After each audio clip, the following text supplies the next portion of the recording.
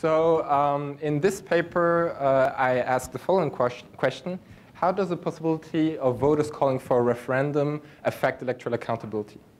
So in the literature, there are several authors arguing that giving the voter the power to call for a referendum is going to improve congruence between the policies which are enacted by politicians and the true preferences of the electorate on those policy dimensions on which a referendum may be held.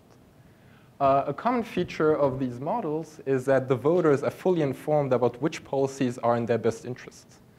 And therefore, they're not able to address the main criticism which historically has been put forward against direct democracy, which is that voters may lack the expertise to make wise decisions.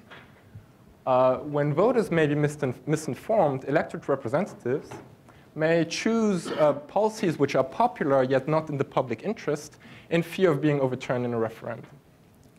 Moreover, these papers only focus on the effect of direct democracy on those policy dimensions on which a referendum may be held, and therefore they do not address some broader and arguably vague claims against direct democracy, which states that direct democracy may weaken the authority of elected representatives and therefore undermine representative democracy, which may mean that having direct democracy may have a bigger effect on representative democracy in general.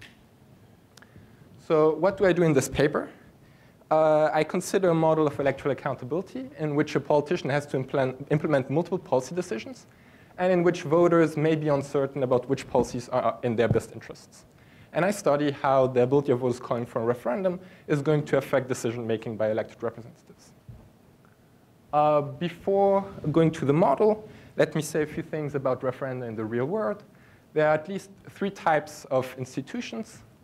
Referenda can be constitutionally mandated. That's, for example, the case in Ireland, where the Constitution says that any treaty about European Union, any European Union treaty needs to be ratified by a referendum.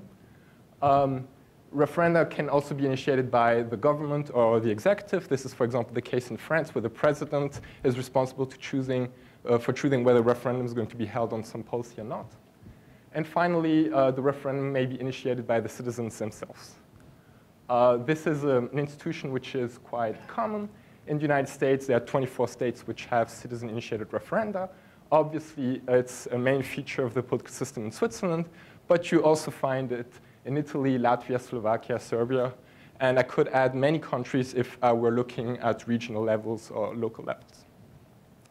And in the last 30 years, most constitutions, when they're being reformed, often include provisions for citizen-initiated referenda, especially at the regional level.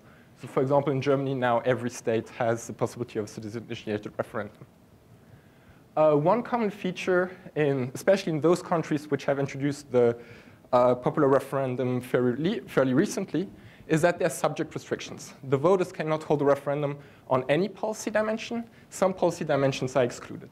So for example, in the Italian case, Article 75 of the Constitution states that no referendum may be held on a law regulating taxes, the budget, amnesty or pardon, or a law ratifying an international treaty. So the institution that I'm really trying to capture in this model is citizen-initiated referendum with subject constraints. OK, so let me give you a brief summary of the results. I will show, first of all, that citizen-initiated referenda improve congruence between the policies enacted by politicians on the policy dimension in which a referendum may be held. This seems like old news, but in my model, this is a somewhat qualitatively different result because voters may be misinformed about their true preferences. More importantly, and I think that's really the interesting point of my paper, the possibility of voters calling for a referendum is going to affect the decision-making of elected representatives on those policy dimensions on which no referendum may be held. And they may actually affect the decision-making to the better in the sense that there will be improved congruence between policies implemented and the preferences of the voter on those dimensions as well. These 2 results hold even when it is known that the voter will not learn which policy is in their best interests on those dimensions on which a referendum may be held.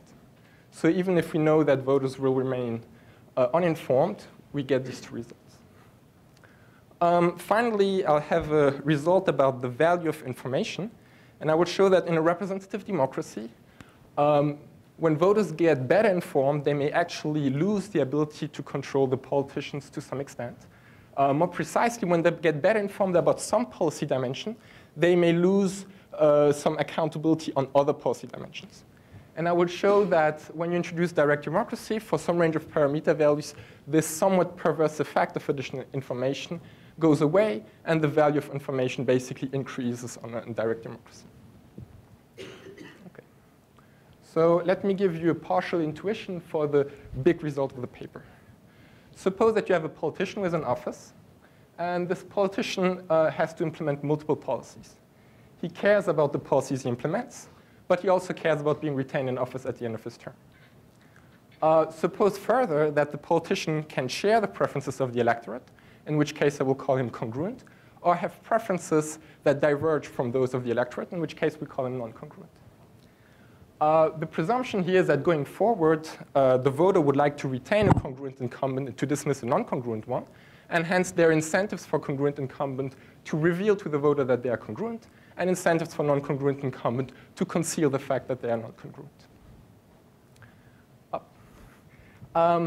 If congruent incumbents implement policies which are best for the voters, the non-congruent incumbent in this setting essentially has a choice between two options.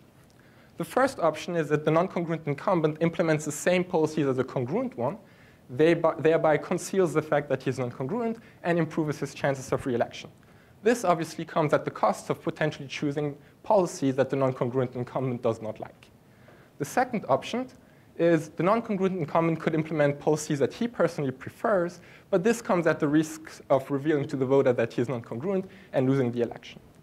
Which one of these two options the non-congruent incumbent ultimately prefers will depend on how valuable holding office is compared to implementing the preferred policies.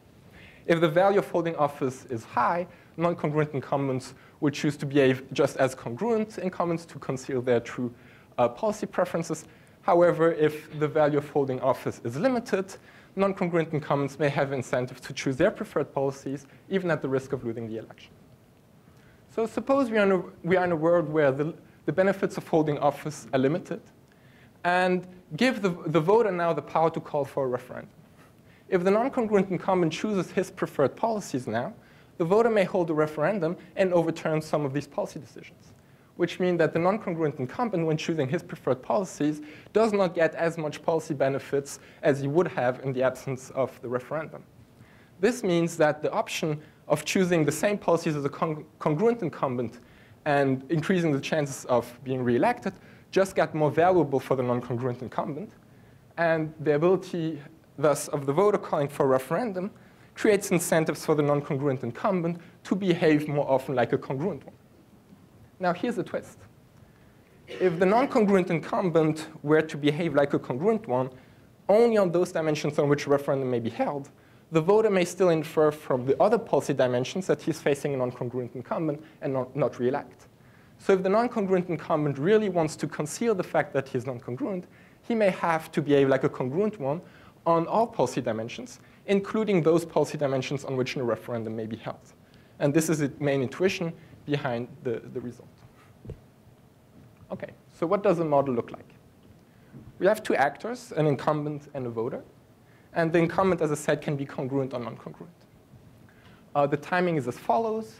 Nature determines a state of the world, which has two components, omega-1 and omega-2.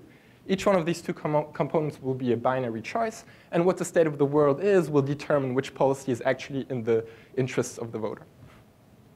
Nature will also determine, obviously, the type of the incumbent. The incumbent observes the state of the world and chooses to implement two policies, P1 and P2. And each one of these two policies is, again, a binary choice. Basically, the incumbent chooses to match the policy to the state of the world or not, on both policy dimensions. The voter then observes the policy choices and observes with certainty the state of the world on the second dimension. So on the second policy dimension, the voter will know whether the incumbent behaved in his best interests or not. On the first dimension, however, the voter will only learn the state of the world with some probability.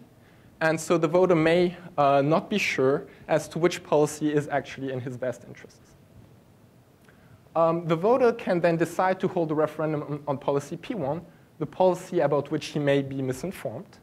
And after having decided to hold a referendum or not, the voter decides to re-elect the incumbent or not. The second period is largely heuristic. It is there to make sure that the voter would like to retain a congruent incumbent. There is one policy in that dimension. Congruent incumbents implement their preferred policy. Non-congruent incumbents implement their preferred policy, and the game ends. Notice here, there is some asymmetry in the level of information of the voter between the two policy dimensions. This is not driving the results. If the voter learns the state of the world in both states of the world, I get the effect.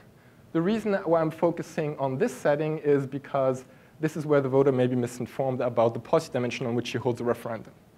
In the paper, I have an extension where I flip things around, where the voter becomes informed for sure on the policy dimension on which he holds a referendum, and maybe on the other policy dimension, the results are actually cleaner as the results I'm going to present to you. What are the preferences? The voter gets a payoff of 1 for each policy that matches the state of the world. So there are 3 policies in the game, so the highest payoff that the voter could get is 3. The incumbent cares about policy. Congruent incumbents have the same preferences as the voters, so they get a payoff of 1 for each policy that matches the state of the world. Whereas non-congruent incumbents have policy preferences which are opposed. They get a payoff of 1 for each policy that does not match the state of the world. And finally, the incumbent receives a benefit from being re-elected, B, and I constrain B to be lower than 1 to have this limited benefits of holding office. In the paper, I consider what happened when B is greater than 1, and the results are largely robust. Notice one thing, the assumption about the congruence or non-congruence of the incumbent is quite stark. They're either congruent with respect to all policy dimensions or non-congruent with respect to all policy dimensions. Again, in the paper, I won't have time to show that, but in the paper, I consider the possibility for incumbents to be congruent with respect to some policy dimensions, but not others. And the incentive structure remains the same, so the results should be similar. OK. So I have 2 pictures now. This picture represents the equilibrium in the world of representative democracy, and this picture, the equilibrium in the world of when the vote is given the power to call for a referendum. So in my model, a referendum only takes place if the voter learns that the incumbent is non-congruent. Right? So the voter will learn something, and if he sees that the incumbent is non-congruent, only then will he choose to hold a referendum. Obviously, he will always choose to hold a referendum when it is revealed to him that the non-congruent incumbent implemented the wrong policy. So if he learns the state of the world, he's going to fix that.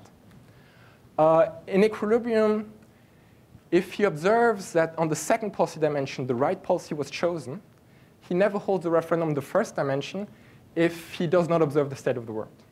If, however, he observes that the wrong policy was chosen on the second dimension, then even though he does not observe what happened on the first dimension, he may sometime hold a referendum. And in particular, he may sometime hold a referendum to implement the policy which ex ante was unpopular, although he does not have information to be sure as to whether this is the right choice or not. I guess I was trying to visualize what the referendum actually is. The referendum basically is deciding to overturn the policy decision. Yes. So the policy choice is binary. So if the voter holds a referendum, he chooses the other policy. Yes. So congruent incumbents will, in both cases, match all the policies to the respective states of the world. So here, I only show the policies chosen by non-congruent incumbents in the first period, right? As a function of the probability that the voter learns what the state of the world is on the first dimension and the value of holding office. So under representative democracy, if the probability that the voter learns which choice is the right one on the first dimension is sufficiently high, non-congruent incumbents will choose their preferred policies on both policy dimensions. And I call this taking the money and run. The voter will then infer from the fact that the second policy dimension is not corresponding to the state of the world that he's facing a non-congruent incumbent and therefore will not re-elect. So in this range, we have a separating equilibrium. If the probability that the voter learns the state of the world is sufficiently low, then we have a mixed strategy equilibrium in which non-congruent incumbents never behave well on the first policy dimension, but may sometimes choose the policy which is optimal for the voter on the second dimension. And so we have here a partially separating equilibrium. One feature of this equilibrium that I would like to show right away is that as the voter is more likely to learn what the state of the world is on the first dimension, he loses some ability to control the incumbent on the second policy dimension. When the property that the voter learns on the first dimension is low, sometimes the non-congruent incumbent behaves well with respect to the second dimension. Whereas once the property that the voter learns at the state of the world is what the state of the world is on the first dimension, the non-congruent incumbent always chooses the wrong policy. So we have in the model with representative democracy a negative spillover of information for the voter. So being better informed about the first policy dimension may actually hurt the voter on the second dimension. Okay, what happens once you introduce a referendum? When the property that the voter learns the state of the world is sufficiently high, we now have a perfect pooling equilibrium. Non-congruent incumbents, just as congruent incumbents, choose the policies which match the state of the world on both first policy period dimensions.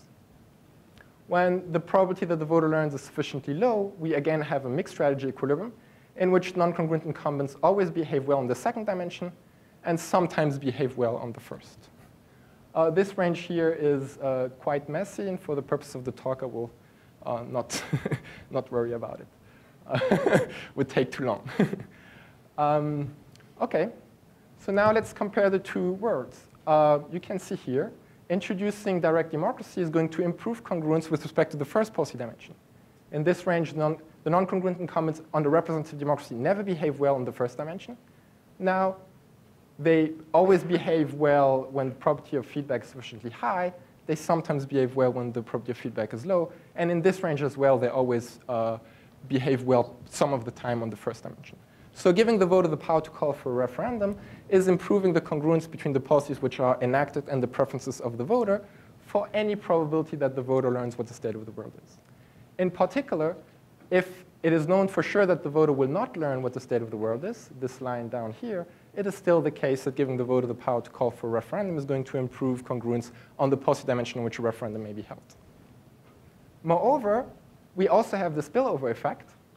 Non-congruent incumbents now choose the good policy on the second dimension always in this range, whereas here they would at most have chosen it with positive probability. And this range here, this equation goes like that. So this is a range where on the representative democracy they never behave well in the second dimension. In this range, non-congruent incumbents always behave well in the second dimension part of the time. So the first result of the paper is that for any probability that the voter learns what the state of the world is on the first dimension, there will be improved congruence on the policy dimension on which a referendum may be held, but also on the policy dimension on which no referendum may be held. Now let me go back to the information story. If we restrict attention to this range here, as the voter becomes better informed, he's better able to control the non-congruent incumbent on the first policy dimension. We move from an equilibrium where the non-congruent incumbent behaves well on the first dimension sometimes to an equilibrium where he always behaves well on the first dimension. And the second dimension is not affected. So in this range, giving the voter more information improves the ability of the voter to hold the elected official accountable, whereas before there was a negative spillover effect across policy dimensions. Right. Okay. So let me give you a somewhat more formal intuition for these results. And let us consider first the utility of the non-congruent incumbent when there is no referendum. If the non-congruent incumbent were to choose the policies which are optimal for the voter on both dimensions, he would get a payoff of 0 on the first dimension, payoff of 0 on the second dimension, and at most, if he were reelected, he would get the benefit of holding office and the benefit of being able to choose his preferred policy in the second period. Note, however, that if the value of holding office is limited, this is lower than 2, which is the payoff of simply choosing his preferred policies on both dimensions. So in this world, non-congruent incumbents will never behave well on both dimensions. Trivially, they're never going to behave badly on the second dimension well on the first, because behaving badly on the second dimension reveals that they're non-congruent, they're not getting reelected, but then there's no reason why they would behave well on the first dimension. So essentially, non-congruent incumbents are choosing between this policy vector and the third one here. Now, the third policy vector, on the first dimension, they get a payoff of 1. On the second dimension, they get a payoff of 0. Note, however, that if the voter observes that they behave badly on the first dimension, the voter learns that he's facing non-congruent incumbent and does not reelect. The probability that the voter learns the state of the world is Q1, so here the non-congruent incumbent can only be re-elected with positive probability when the voter does not learn what the non-congruent incumbent did on the first dimension. Now let the probability that the voter learns state of the word go high, go to 1, then essentially this goes to 0, and there is no reason for the non-congruent incumbent to choose this policy vector. He's going to always to take the money and run. Right? And however, if the probability that the voter learns state of the word is low, there may be cases where the non-congruent incumbent is choosing the popular policy. The voter does not learn that the popular policy was actually the bad choice for him, but because it was a popular policy, chooses to re-elect. So sometimes when the probability of feedback is low, the non-congruent incumbent will be willing to choose this policy vector. And that's how we get the mixed strategy equilibrium when the probability of feedback is low. OK. Let us add the referendum. Okay. Let's solve the referendum. And to fix the intuition, let's start with a case where the voter will learn which policy is optimal on the first dimension for sure. Then, whatever the non-congruent incumbent chooses on the first dimension, the voter will hold a referendum if needed to fix the policy decision of the non-congruent incumbent. So the policy benefit that the non-congruent incumbent is getting on the first policy dimension is the same whether he behaves as if he were congruent or whether he chooses his preferred policy. So there is no upside from him to choosing something different from what the congruent incumbent is choosing. That means essentially that in order to be re-elected, he only needs to give up policy P2 because policy P1 has been taken out of his hands. And the whole logic of the argument is that the non-congruent incumbent is not willing to give up 2 policies in order to get re-elected. But obviously, B plus 1 is greater than 1, so he's willing to give up 1 policy to be re-elected. And that's how, if the probability of feedback is high, the non-congruent incumbent will always choose exactly the same policies as a congruent incumbent in order to get re-elected. In any other case, he would at most get a policy benefit of 1. What happens when the probability of feedback is low? Well, then basically, the voter is going to hold the referendum upon observing that the incumbent behaved badly on the second dimension strategically, and he will do it in such a way to diminish the benefit for the non-congruent incumbent of choosing his preferred policies on both dimensions in such a way that it is never optimal for the non-congruent incumbent to choose any one of these 2 vectors. So in any case, you will end up in an equilibrium where non-congruent incumbents choose one of these policy vectors with positive probability. OK. OK, so let me say a few things about further results. I have results about how the popular referendum affects pandering. So here I was talking about how it improves congruence, but obviously one question one could ask is, does it lead incumbents to pander more often? And there the results basically depend on what notion of pandering you have. But if you think that pandering means that the incumbent is choosing a policy that is popular but goes against his own preferences, then what this paper is saying is that giving the voter the power to call for a referendum is going to increase pandering, but it's a good kind of pandering. Then I have results on comparative statics results on the effect of the value folding office and the probability learns that the state of the world, what the state of the world is, on the re-election probability that is used by the voter. And in particular, I can show that for some ranges of parameter values, when the value folding office goes up, the voter has to re-elect the incumbent less often, which I think is something interesting as well. Now to the frequency of referenda, that goes back to Tom's question. As I said, the voter is always holding a referendum if he learned that the incumbent is non-congruent. So the referendum has an anti-government flavor to it. And moreover, it is somewhat akin to recalling the incumbent. In my model, if the voter holds a referendum, he learned that the incumbent is non-congruent, so he will also throw him out of office. Right? This is interesting insofar as one criticism against the referendum is that voters sometimes vote on the issue only based on their feelings towards the government and not so much based on what they think the right policy choice is. Well, what I show in this model is that this may be perfectly rational because it may constrain the incumbents in such a way that they behave better overall. And again, an interesting feature is how the voter decides to hold a referendum depends on what happens on all policy dimensions, not just on the policy dimension on which you hold the referendum. As I said, the results are robust to the voter knowing the state of the world in the first dimension and being imperfectly informed about the second policy dimension. And it is robust to the case where the incumbent may be congruent with respect to some policy dimensions, but not others. And finally, it is robust to having strong office-holding motive for the incumbents. Okay, so to conclude, citizen-initiated referenda may create positive externalities on the functioning of representative democracy. They may improve the behavior of incumbents on policy dimensions on which no referendum may be held. So the effects that they have on representative democracy in general are probably broader than previously thought. And this certainly also has consequences for empirical research on the effect of direct democracy, because one should look further than just the policy fields on which referenda have been held. Moreover, the lack of expertise of voters may be less severe problem than previously thought. Even when voters may not know which policy is in their best interest on the dimension in which they hold a referendum, it may still be the case that giving them the power to hold a referendum is going to improve congruence. And finally, once the voter gets the power to call a referendum, the value of information to him may be higher. And that's it for me. Thanks.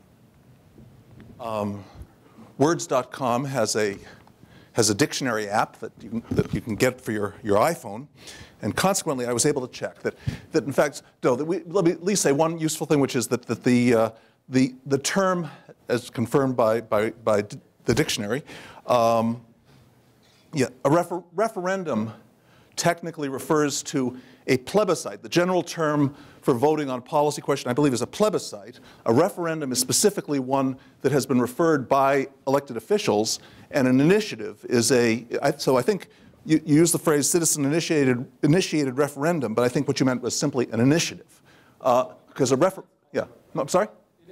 Okay. Well, in English, the term referendum is something referred by the elected officials, and the title would be an initiative or a popular plebiscite. A plebiscite covers both. Anyway, so there's something useful to say about the use of language.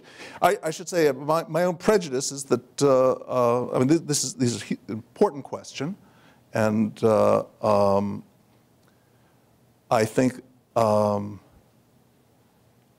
the model has some interesting results. I think that the result that that introducing an initiative eliminates a paradox of that better information causing loss of control is a really interesting result. It's the kind of result that makes a nice model, a very good political economics model, which this indeed is. I think the logic of it is that more citizen control on policy number one creates less possibility of short-term benefits from acting in a public selfish way in the first period, and consequently makes the politician less inclined to act in a blatantly selfish way on public policy number two that isn't covered by the initiative. And I think that's really an interesting result, and that's what makes this a good paper. I don't know, how do I feel about it? As I say, my prejudice is that the distinction between referendum and initiative is important, not for the linguistic reason, but because initiative creates, looking at California, initiative creates power centers that themselves have the people who have the capacity to get to distribute these initiative the requests for the initiative. What do you call it? When you're getting thousands of people to sign up. Anyway, the petitions, the people who distribute petitions become leaders in their own right who are not elected. They are not representative voters either, and that's a different model, obviously. And therefore, questions coming from perhaps by a referendum from a minority within the legislature is worth considering, is an important constitutional variable in distinction from initiatives that come from people who have the machinery for distributing petitions all over a large state, and that's something. I have to tell you, just speaking about I guess the model of a congruent or not congruent politician leaves me a little cold. It's part of the established literature. To me, all politicians are equally congruent with the people, which I guess means for public purposes and superficially 100% congruent, and privately subject to temptations of power. Politicians, I expect, are all equally men or women of the people. If anybody is, certainly more than any professor can be. But I think that this, so we use these models as vehicles to get inside the most important, inside the logic of the question, of the constitutional question. I think the most important structural decision you made was to put the plebiscite only in the first period. If you had two policy variables subject to, one of which is subject to popular plebiscitary review and one of which isn't, in both the first period and the second period, I suspect the comparative statics might be different, and I suspect the comparative statics could go the exact opposite direction if you had nothing subject to plebiscitary control in the first period, but the politician understands that the benefits of re-election in the future period, there would be two policies, one of which may or may not be under popular review. Making it under popular review, of course, increases the politician's incentive to, decreases the politician's incentive to get reelected, and therefore makes him more, inclined to cheat in the first period. So I think that the fact that the plebiscite is only in the first period is an important one. But more broadly, let me just say, I think in the paper and in your talk, you did do, mostly mostly your job is to present a model and present the results, and the model's well presented, and the results are interesting. They're interesting partly because they're counterintuitive, and yet they have a logic, and that's what we like. That's what makes a great paper.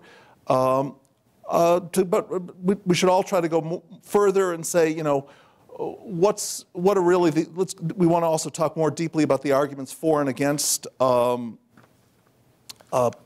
popular initiative, and I think the Strulovikian-Prado model is something you really want to talk about more in the paper and in a talk, just because they're going the other direction, because the loss of control over, for them, the loss of control over a policy dimension gives the elected official less incentive to become to invest in competence, and gives the voter less incentive to care about the politician's competence, and that's the other side of it. So anyway. Thanks. I'll turn over. Your turn. What's the goal of Patrick's work? So the goal is to study the impact of direct democracy on policymaking. And the main finding is that when there's some uncertainty about the preferences of the politicians, then direct democracy can improve policymaking in all dimensions. Those that are subject to referenda and those that are not, or initiatives, as Roger pointed out. So there's a lot to like about the paper, of course. First of all, this is one of the first papers that try to address a question of a broader impact of direct democracy on policymaking. Most of the literature so far focused on what's the impact of initiatives in one dimension on this particular dimension. So kudos for being one of the first. It's a very clean model. The intuitions are very simple, and they are very well explained in the paper. And the author also thought about a lot of possible criticism, which made my job tougher. As we see, it wasn't tougher for Roger. But let me try. So the first question you might ask is, do we really need a model? If the intuitions are so simple, do we really need a model? So I will try to convince you that we don't first, but then I will try to convince you that actually we do. So let's I don't want to sound mean for 5 minutes, so that's why I told you that I will convince you otherwise. So let's try to think, how should we simplify Patrick's model so that the same intuitions still go through, but it's simpler. So suppose that we have only one policy, P1, and the politician is trying to decide what policy to implement, and then if she gets reelected, she faces a benefits B from reelection. So if we are under direct democracy, if there's no direct democracy, a politician says, okay, should I implement good policies? And when I say good, good for the people. Or should I implement bad policies? So bad for the people, but good for me. If I implement good policies, I get nothing today, but I get reelected and I get B. If I implement bad policies, I get 1 today, because I like those bad policies, I'm the bad politician, but I do not get reelected. So as you see, if B is smaller than 1, I would implement bad policies. What happens under direct democracy? Well, if I implement good policies, the same is true. I still get B. When I implement bad policies, however, in principle, I could get a payoff today from the bad policy, and I could get reelected. But this happens with probability 0 if voters are informed, because they see bad policy, they overturn it, and then they don't reelect me. So clearly here you have an incentive to introduce a good policy. So that's quite easy. And now Patrick comes along and he says, let's introduce two more dimensions to the simple model. First of all, let's talk about voters not being perfectly informed. And then let's talk about other dimensions, other policies that are not subject to the initiatives. So let's start with the first dimension. So Patrick says, OK, voters might be uninformed with probability 1 minus q, in which case when they see a bad policy, they don't know that it is a bad policy. So what happens here? Well, you just add this probability somewhere here. So for example, the bad politician is reelected only is reelected with some positive probability, which is equal to the probability that the voters are uninformed. So if you do that, you can draw a picture. So this is the parameter space. Here you have B, and here you have Q. And you can ask yourselves for which parameters what policies are implemented. So the green line, the green curve separates the parameter space into parameters for which good policies are implemented and for which bad policies are implemented when there's no direct democracy. And the red curve is for the case of direct democracy. And what you see very clearly is that for a larger set of parameters, good policies are implemented when initiatives are allowed. So what did we gain here from introducing this uncertainty? Well, you can say we gained comparative statics. But if you look at the comparative statics with respect to Q, it's actually very intuitive. The more informed the voters are, the more likely they are to discipline a bad incumbent. So the more likely the incumbent is to conform to what the voters want. Easy. We didn't learn much, so do we really need a model? And then Patrick comes along and he says, OK, let's introduce a second policy. So the politician decides not only on policy 1, but also on policy 2. When you think about it, what's the role of policy 2? Well, it just gives more payoff to the incumbent in case he wants to implement a bad policy. Okay? So if I implement 2 bad policies, I get more payoff than if I implement only 1 bad policy. I'm sorry. So if you think about it, in the simplistic way, you might say that adding an extra policy is just like adding some payoff to those utilities when bad policies are implemented. So of course, this picture will change, but it will shift just a little bit, and the comparative statics should remain the same. And that was what I was thinking when I started reading Patrick's paper, and I said, he doesn't need a model. Why does he need a model? But then if you remember Patrick's pictures, they look very different from my pictures. And that's exactly why you need a model. It turns out that if you study this problem formally, comparative statics becomes much more complicated. So when you think about the comparative statics with respect to Q, the information of the electorate, it turns out that when you add a second policy dimension, this information affects incentives differently than when you don't have the second dimension. And there's the main reason for that is that if you have the second dimension, the second policy carries some information about what's going on with the first policy. Okay? So right now, the voters do not have to be informed about the first policy to infer something about whether this policy is actually good for them or not. Because they look at the other policy and they say, okay, the other policy seems to be crappy for me. Probably that's a crappy politician, and my first policy is also crappy. I'll overturn it.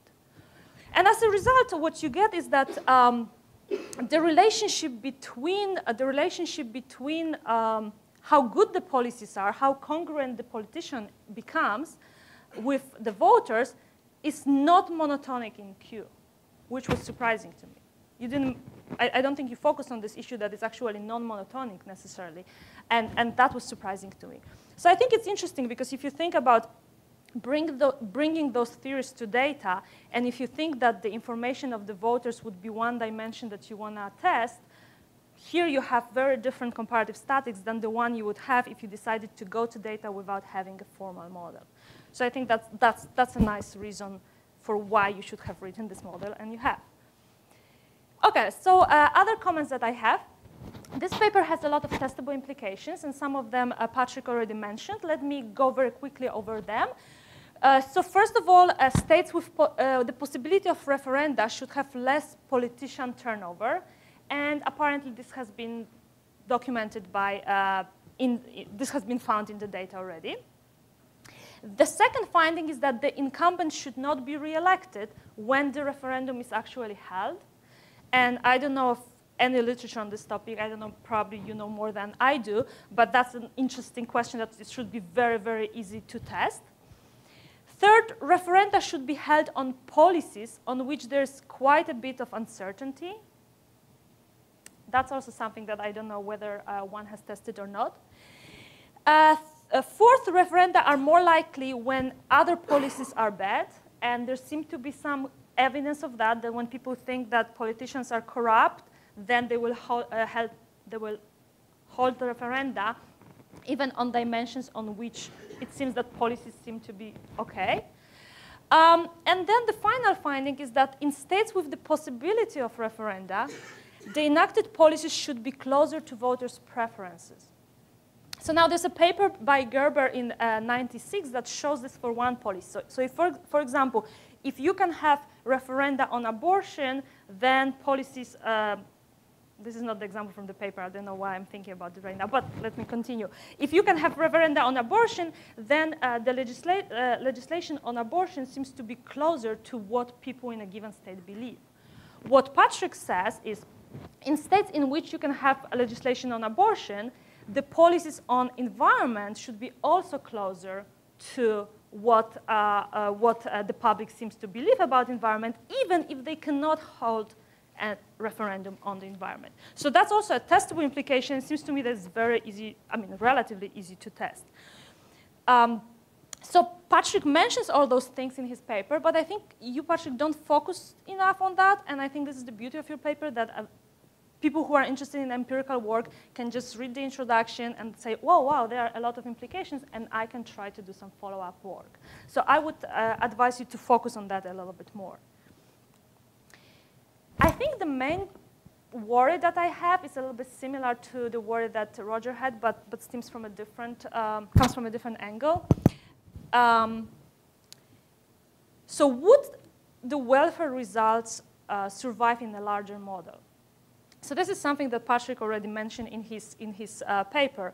So what happens here is if you introduce referendum, then the incumbents behave better, but they are also re-elected. Bad incumbents are re-elected with high probability. And you may wonder whether this is good for the public. Here you have only two models, but if we have infinitely long voters, then they might say, OK, let's throw away referenda. Let's have crappy policies for a few periods, but we are eventually going to find a nice, congruent politician, and then we'll keep him forever. Okay?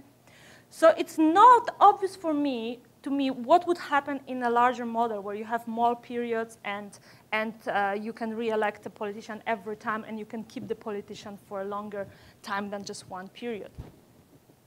And I think I would encourage Patrick to think about it more, because I think such a model would have even more testable implications. And one testable implication that comes to my mind is term limits. So of course, if we have term limits, it's more important for us to have a good policy today than to identify which politicians are good or bad, because anyway, they can only serve for 2 or 3 terms. So you should observe correlation between states that have term limits and states that have referenda, the possibility of referenda. So I think there's something interesting to say about this, and the model does not answer those questions. And I would also want to point out the paper by Carlo Prato and Bruno Surovici. Patrick, in his paper, has horizontal heterogeneity among politicians. What they do is they have vertical heterogeneity. So politicians have the same preferences, but some of them are better at finding out which policies are good. And they get the opposite effect of what Patrick is getting. They say that referenda actually crowd out incentives. Politicians do not spend enough resources figuring out which policies are good or bad.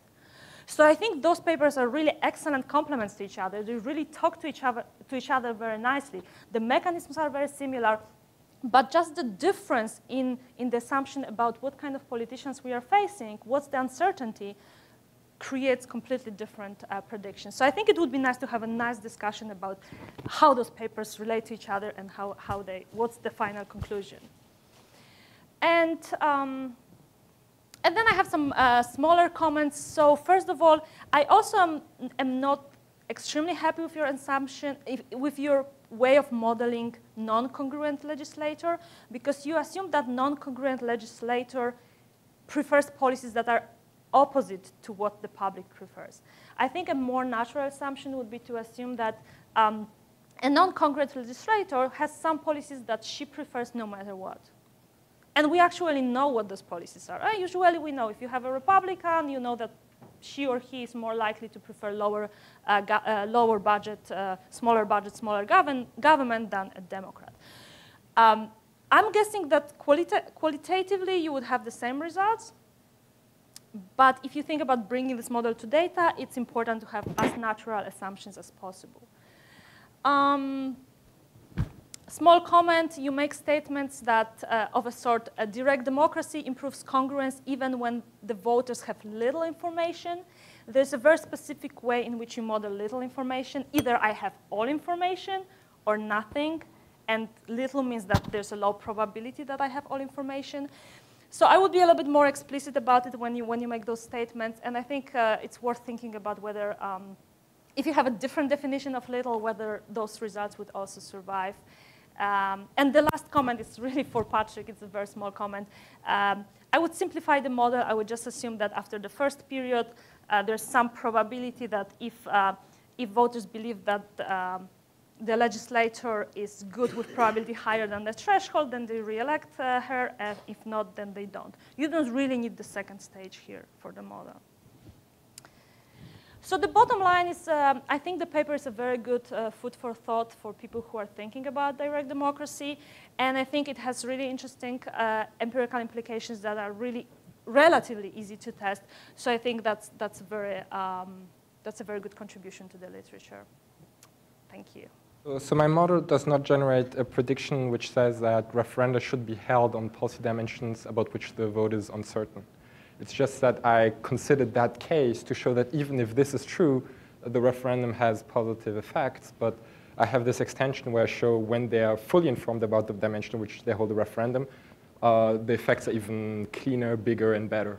So in this sense, the paper would rather say, if you're thinking about how to decide which policies should be potentially could be subjected to referendum, which should not be, the paper would rather argue, choose those policies where voters are going to be quite sure as to what they want. Other than that, it's true that there are a lot of different institutions of referenda in the real world, and this is really one first step. But I also thought about what happens if the government has to choose whether to hold a referendum. Then the decision of the government to hold a referendum or not signals something to the voters, so the incentives may be different, so the model should be different as well. So I think there's room for other papers considering more detailed institutional settings, and I think this is a really great point and something I'm thinking about for future papers. So the distinction between congruent and non-congruent politicians at first puzzled me as well when I read Mask and Tirol. But then I thought the point is precisely to show that if you assume that there may be such a difference, non-congruent incumbents may survive, precisely because they behave as if they were congruent and yet they're not. And so it is, in this sense, I think that it is worthwhile to consider models where you have this distinction, precisely because of that reason. Having a referendum, the second period, I didn't solve the model with this specification. I mean, not the full model. And it may be that some of the results change. That's a perfectly fair point. However, for the simplest case where the voter knows the policy on the dimension which he holds the referendum, I started solving the model a little bit. And what I had is that there would be a range of values for the discount factor, where it still would be the case that the non-congruent incumbent would not be willing to give up two policies, but would be willing to give up one. And so the main effect should at least hold true for these ranges of value of the discount factor. Now, I don't know exactly what would happen more broadly. That's certainly something I should think about more. But I think that the results wouldn't go away. They would hold for some range of parameter values of the discount factor. So I think that the idea to have a model with more periods is it's a great idea. I haven't thought too much about it yet. I mean, I thought maybe in next paper, who knows. But one thing I would like to say is that it's true that giving the voter the power to call for a referendum is reducing his ability to select good types. But it's also improving his ability to get the politician to do what he wants in every period. So if you have more period and you introduce the referendum, in the extreme case where the voter has all the information, he can get the incumbent, whether he's congruent or not, to do what he wants all the time, right? So there are these two effects, and I don't know which one would be bigger. But it's certainly a very interesting question.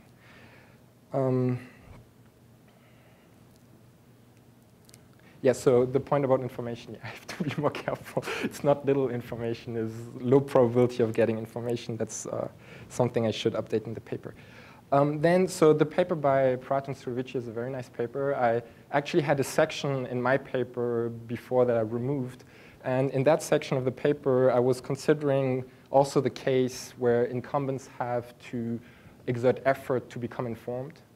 And so I had similar results than they have for congruent incumbents. So introducing the possibility of a referendum was decreasing the incentives for congruent incumbent to become informed, which wasn't good for the voter. However, interestingly, I had sometimes the opposite effect for non-congruent incumbents.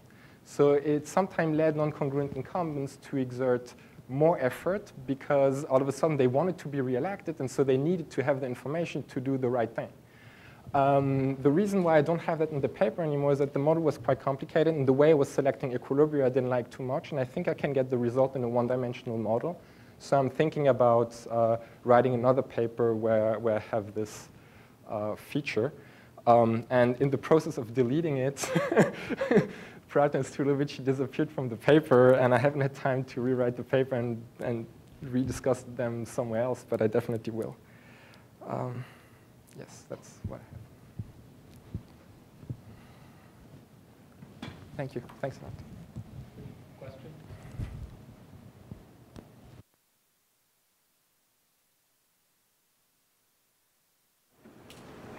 So I thought that this is a very nice model for addressing very cleanly sort of set of questions. But I was wondering if you had any intuition about what the role in examples you gave of constraining voters to only be allowed to have referenda or initiatives on particular issues. Where does that come from? And if you think about that, does that tell us something about either what the politicians are doing or observability that actually is not captured in the model? So in principle, why not have the voters be allowed to have initiatives on any issue?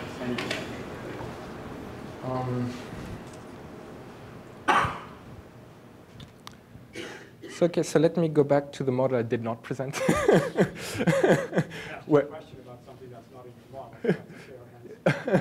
So in the case where voters hold a referendum on the dimension on which they are informed and do not on the dimension on which, do hold a referendum on the dimension about which they are informed and do not hold a referendum on the dimension on which they may not be informed. So that's the thing. I don't remember the details, but I would have to work it through. My guess is that it may be that just by having the referendum on the first dimension, you get improved congruence on the second dimension, and this improved congruence may be even better for the voter than the improved congruence he would be able to reach by having a referendum, right? And in the case of Italy, it seems to me that the policy dimension that we're taking out of the referendum, precisely policy issues which are quite complicated, where the voters hence may not be really fully informed about which option is the better one. And usually, having a referendum about abortion is probably not a policy issue where there's a lot of discussion about the information, the state of the world. So I would have to work it through, but I think this would maybe be the response, that it's better for the voter to actually have the referendum on the dimension on which they are informed. And not on the one when they are not informed. Even though when you hold the referendum on the dimension with which they're not informed, you still get these effects. I mean, I was thinking that these restrictions on what voters are allowed to do referendum come from legislation directly itself, right? So that there's something that so they're usually constitutional, yeah, right? They're not in legislation; they're really constitutional. But they're a political choice themselves, right? So. Question is, why would voters want to tie their hands? It'd be interesting to know whether it's a more general proposition that you would tie your hands about having a referendum against it. Yeah, precisely. I would have to work it through, but if I get the result that they get a better improved congruence on the second dimension by not being able to hold a referendum, but just being able to hold a referendum on the dimension where they're informed, then this would be a potential explanation. But I would have to work it through to be sure that this is the case. I have a question that I think is about pandering. So yes. If the voters say they think to themselves, we want low taxes, but they're not certain about the effect of those low taxes. So the voters think, I want low taxes because the government is inefficient and they can do better with less money. But really the result of less taxes will be bad services. Does the model predict that the elected officials will be congruent? Which preference does the model predict the elected officials will take? Okay, so it will predict that it would predict both. So even if the outcome of the service provision takes some time to occur. yeah, so basically it will predict that they will implement the level of taxes which is better for the voter. So if the voters are mistaken about what the right choice is, it will more often implement what they do not believe is the right choice, right? But which is actually the right choice for them. But in general, it will more often implement the right choice. And in the model, there's an assumption that on average, voters are more often right than wrong. So that means that I also generate a prediction that the incumbents will more often implement what the voters believe to be the right choice. So in some sense, it will increase both things at the same time. So I'm trying to think about how this model would apply to direct democracy institutions that I know about. And I think the most numerous and most common form of direct democracy would be referendum on local budgets. So bond referenda, budget referenda of various kinds. And these are a little bit different in that typically they're required. So voters don't get to choose, oh, let's put this budget up for a vote this year because we think something's amiss. It's just every year automatically put before them. So that has like a little bit different, it's a different element to that from what you presented. Do you have any sort of intuition about the effect? Because I think that's at least the most numerous type of referendum in this country. What do you So in the United States, it's certainly the case. As I said, in all European countries which have introduced initiatives, precisely budget taxes are excluded. So, yeah. So when the referendum is constitutionally mandated, say, put it that way, the voter can choose how they vote, right? So they're forced to vote, but the decision they make is not set for them, right? So I think that the model could be applied to those settings as well, just by saying, okay, now the voter is not deciding to hold a referendum or not. They're just deciding what it is that they're doing in the referendum, whether they're overturning the decision or not, right? So this is one type of institution I think that this model may still capture, right? I mean, the government-initiated initiative, this model does not capture, that's for sure. But constitutionally mandated referenda, I think I may be able to make a case that it would still fall under the law. And so then we should expect that those states that require their budgets to be voted on up or down by voters will have more policies than other dimensions. I think so, yeah. Sort of following on Chris's point, in your model, when you have the equilibrium for both types of incongruence, there's pooling, right? At the margin, it's the non-congruent type who would actually, in that world, say, I would prefer that you, with certainty, always set policy on dimension 2 on your own. Right? I mean, I gain nothing from having that under my control. Right? So if we think about annual sorts of, ratifications, if you will, of budgets or requirement of bond, reissuance, that's increasingly a big deal, right? The bond comes due, and we actually have to have a referendum to approve the bond and pay off the old bond. And so that's sort of an interesting, just throwing out there. So this would predict that if anybody's coming forward and saying, I think that you guys should do it, in your model, that's the person like, because you're not congruent. But I don't really mind now, because it's fine. And I think that in the comparative context, in the U.S. context, this is a pretty narrow time period when all these things are really instituted. But in the comparative context, it would be interesting to think about which parties are out there saying this particular issue domain should be subject to direct democracy. Is it the side of the spectrum that we are surprised by? That's certainly a great point for the next paper.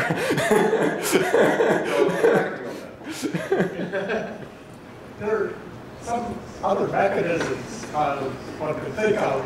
Now, I'm not sure whether these are really competing mechanisms or whether they would actually fit into the formal structure of your model. But consider an initiative which enables single-issue policy entrepreneurs to enter and get a vote on a different cleavage, which had been prevented by bipartisan agreement, so that one could look at this analogously to the cream skimming argument against free entry, like telecommunications, that if you have somebody providing one service for a certain class of customers, that prevents cross-subsidies by the incumbents.